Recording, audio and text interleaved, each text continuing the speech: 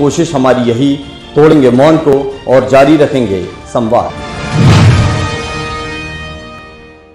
जगतगुरु शंकराचार्य स्वामी विमुक्तेश्वरानंद जी ने कहा कि राजनीति में धर्म का इस्तेमाल नहीं होना चाहिए। धर्म की बात धर्माचार्य को करनी चाहिए, न कि राजनीतिक दलों को। ये कहते हुए मैदान में है कि सनातन की यदि रक्षा करना हो तो उस पार्टी विशेष को चुनाव करे जनता। ये जो मौजूदा परिदृश्य है, विपक्षी अलायंस की ओर के कुछ नेताओं की ओर से बयान दिया गया और रिएक्शन में यहाँ पर भाजपा के कई नेताओं के बयान आ रहे हैं और इसे एक चुनावी मुद्दा बना दिया गया।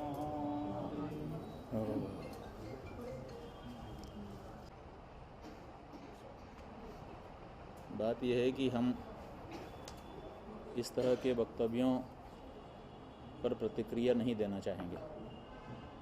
इसलिए नहीं देना चाहेंगे कि कोई डॉक्टर आकर के अगर कानून की बात करे और कोई वकील आकर के अगर चिकित्सा की बात करे तो उस पर ध्यान देना बेमानी है। इसी तरह से धर्म की बात धर्माचार्यों को करनी चाहिए। राजनीतिज्ञों को धर्म की बात करने की ज़रूरत क्या है? एक पार्टी पहले शुरू करेगी कुछ कह करके और दूसरे फिर उसको लकीर को पीटेंगे, फ़ायदा दोनों लेना चाहते हैं।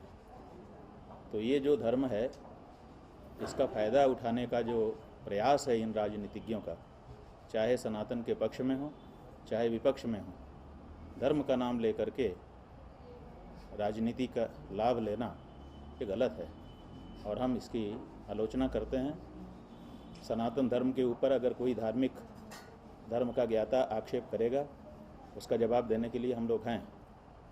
राजनीतिज्ञों को धर्म की रक्षा के लिए नहीं, देश की रक्षा के लिए, समाज की रक्षा के लिए जिन उद्देश्यों से राज्य का गठन हुआ है उसके लिए प्रयास करना चाहिए, ये हमारा कहना है।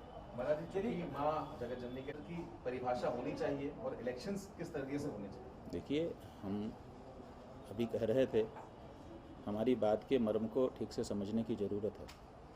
एक स्वस्थ लोकतंत्र की स्थापना तब होगी जब विषय के विशेषज्ञों को ही विषय के बारे में चर्चा करने का अवसर दिया जाएगा। आप राजनीति कर रहे हैं, आप धर्म के बारे में बोलते हैं, आप धार्मिक हैं, आप राजनीति के बारे में बोलते हैं, ये कहाँ तक चलेगा? जहाँ तक धर्म की बात है तो सबसे पहले ये समझने की आवश्यकता है कि धर्म जो है ये वैयक्तिक उत्थान की वस्तु है। माने हम व्यक्तिगत रूप से अपने आप को ऊंचा कैसे उठाएं, इसके लिए धर्म का पालन हम करते हैं और समाज के लिए राजनीति है, समाज का उत्थान करने के लिए और विशेष करके भौतिक उत्थान के लिए। देखिए, ये जो भारत का संविधान है इस समय, इस संविधान में परलोक की कोई चर्चा नहीं है। जब परलोक की चर्चा ही नहीं है तो फिर इस संविधान की शपथ लिए हुए या शपथ लेकर के राजनीति में आए हुए लोगों को धर्म की चर्चा कैसे करने का अधिकार मिल सकेगा? कोशिश हमारी यही, तोड़ेंगे मौन को और जारी रखेंगे संवाद।